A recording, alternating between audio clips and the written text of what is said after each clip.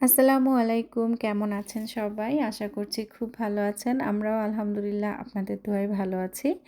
এই ভিডিওটা করেছিলাম গতকাল রাতে আর তখন ঘড়িতে বাজে রাত ৮টা।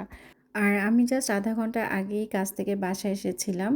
নরমালি দেখা যায় প্রতিদিনই আমি কাজ থেকে বাসায় এসে রান্নাবান্না করি রাতের জন্য। কিন্তু গতকাল আমার রান্না করার দরকার ছিল না। কারণ অলরেডি ফ্রিজে তরকারি ছিল। তাই ভেবেছিলাম একটু রিল্যাক্স করব।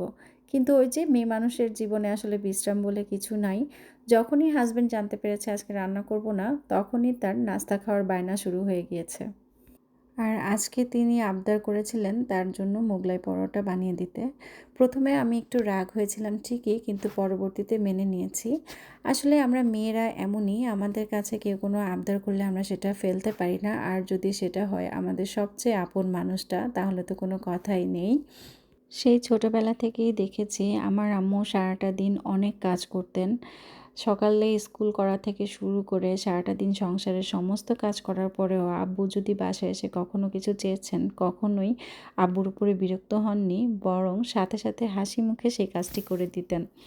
আর এই পৃথিবীতে প্রতিটা মেয়ে মানুষই এমন, তারা সবসময় পছন্দ করে তাদের প্রিয়জনের মুখের হাসিটা দেখতে। তো একটা পরোটা বেলতে অন্যদিকে আমার আরেকটা পরোটা রেডি হয়ে গেছে প্রায়। আমি একটু উল্টে পাল্টে তারপর তুলে নিলাম। মোগলাই পরোটা বানানো কিন্তু খুবই সহজ। এটা বানাতে তেমন একটা ইনগ্রিডিয়েন্টসের প্রয়োজন নেই। তবে আমার যেটা সমস্যা হয় সেটা হচ্ছে আমি খুব বেশি বড় করে বেলতে পারি না, যার কারণে ছোট ছোট বানিয়েছি। আর আমি একটা পরোটা কেটে এটার সাথে সামান্য একটু বিট লবণ মিশিয়ে জুবায়ের সাহেবকে দিয়ে আসলাম গরম গরম খাওয়ার জন্য।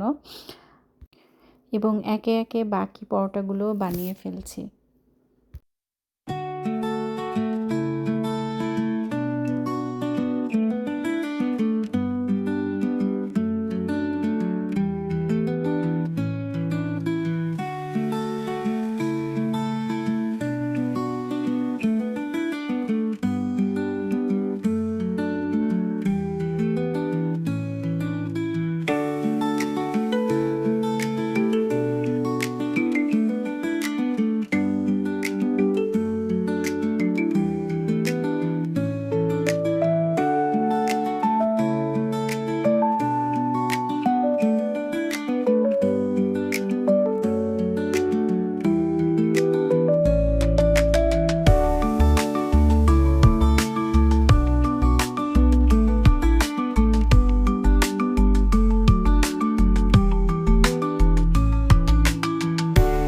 একে একে সবগুলো মোগলাই আমি বানিয়ে নিয়েছি আর ভিডিওটা এখন শেষ করব।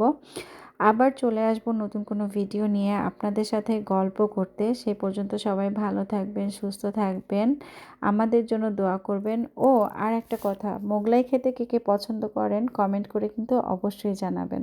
আল্লাহ হাফেজ।